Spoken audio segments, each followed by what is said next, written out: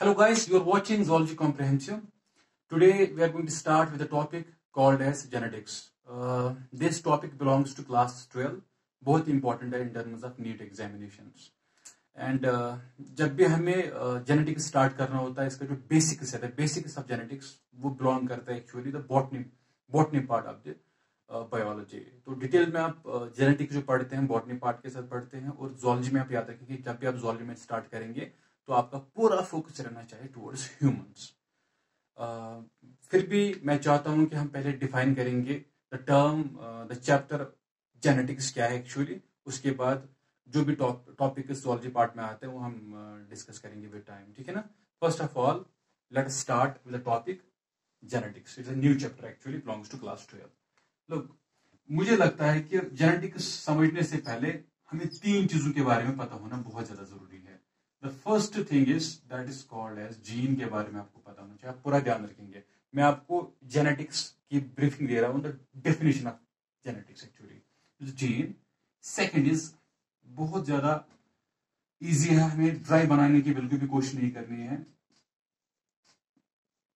सबसे मजा अगर आता है पढ़ाने में और पढ़ने में, दैट इज जेनेटिक्स एक्चुअली, ठीक है ना। बस ध्यान रखना होता है और ध्यान सही से समझना होता है। It's gene, second is heredity, third is genetic variation. ये तीन चीजें समझ आएंगी तो आप खुद डिफाइन कर सकते हैं फिर जेनेटिक्स क्या है।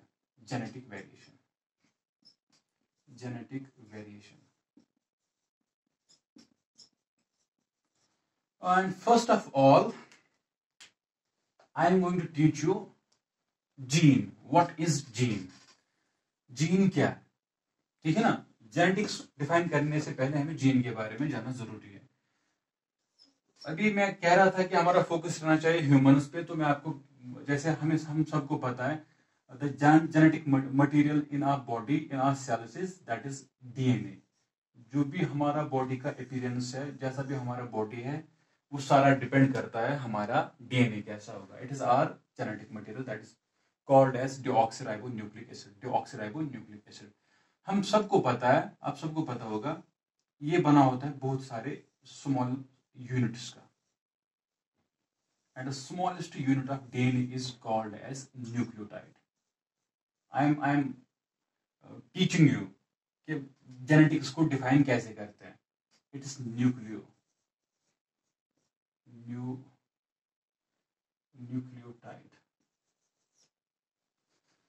It's a nucleotide. न्यूक्लियोटाइड में आपको पता होना चाहिए, इसमें पेंटोस शुगर होता है, इसमें नाइट्रोजनस बेस होता है और फॉस्फेट ग्रुप होता है। अभी हमें उसमें डिटेल में जाने की जरूरत नहीं है, बस अभी आप याद रखेंगे the smallest unit of DNA is nucleotide. This is nucleotide, this is nucleotide, this is nucleotide. एक बड़ा सा चेन बनता है। जब पॉलीन्यूक्लियोटाइड चेन होता है, the polymer of polynucleotide chain, that is called as DNA, deoxyribonucleic acid। ये काफी, इसका लेंथ काफी ज्यादा होता है, ठीक है ना। अभी जीन क्या है फिर? डीएनए सीक्वेंस का वो वाला सेगमेंट, ये इससे बड़ा भी हो सकता है, छोटा भी हो सकता है। Simply I am talking about segment. DNA sequence या न्यूक्लियोटाइड्स का वो वाला सेगमेंट, उतने सेगमेंट की जिसकी एबिलिटी होती है एक कैरेक्टर को कोड करने की। कोई भी बॉडी का एक character, for example colour of my hair, it's a single character ना, इसके लिए एक जीन रेस्पॉन्सिबल होगा। और ये जीन क्या है? जीन वो सेगमेंट होता है एक्चुअली हमारे जेनेटिक मटेरियल का।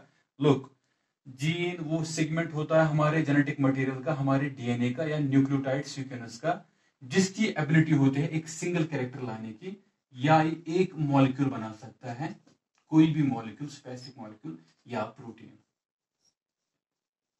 It is called as gene. तो हम सिंपली कह सकते हैं these are the coding sites in our cells. Nucleus के अंदर जो डीएनए सीक्वेंस होता है, वहां पे जो सेगमेंट, जिस सेगमेंट की एबिलिटी होगी, कोई भी कलर, कोई भी कैरेक्टर, कोई भी मॉलिक्यूल या प्रोटीन का कोड करने की एबिलिटी होगी, इट्स अ जीन, ठीक है।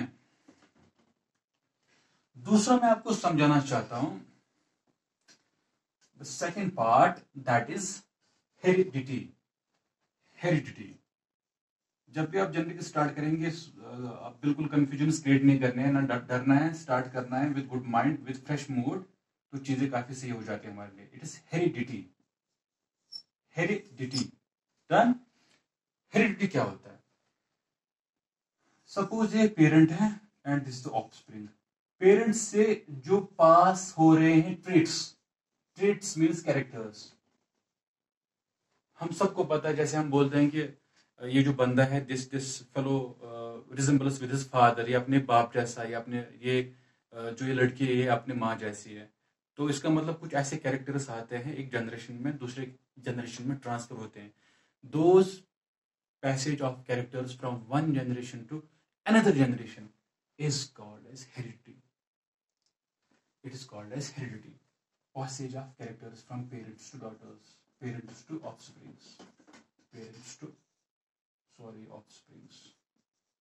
offsprings. Gene. Second is heredity. For example, इसका कलर काफी फेयर है, इसकी स्किन का कलर फेयर है क्योंकि इनके पेरेंट्स का कलर ऐसा है। तो ये जो कैरेक्टर ये पास हुआ है फ्रॉम देयर पेरेंट्स, और ये कैरेक्टर के लिए कुछ ऐसे सेगमेंट इज रिस्पॉन्सिबल, कोई तो होगा, that segment is called as gene. तो जीन के बारे में आपको पता है और हेरिडिटी के बारे में आपको चीजें पता चली है अभी। And the third part, that's a very important part, that is called as genetic variation. That is called as genetic variation. That is called as genetic variation. अभी जेनेटिक वेरिएशन क्या होता है?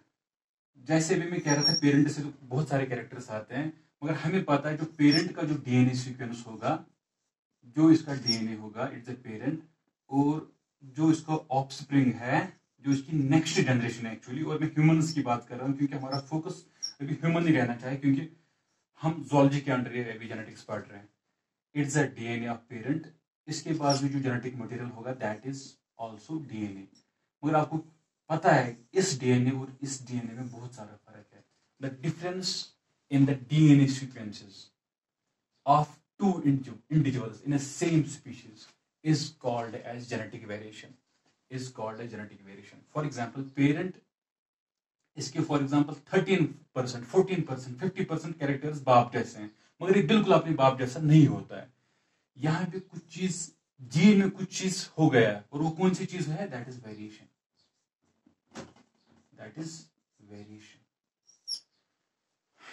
तो तीन चीज आपने सीखी, gene, second is heredity, passage of characters, traits, and third is genetic variation. अभी देखिए कितना आसान है हमारे लिए डिफाइन करना जेनेटिक्स को।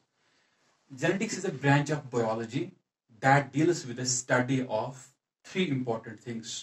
The three things are gene, heredity, and genetic variation. This is all about the definition of genetics. In next class, we're going to start with the main topic is under human genetics, that is sex determination. Thank you so much.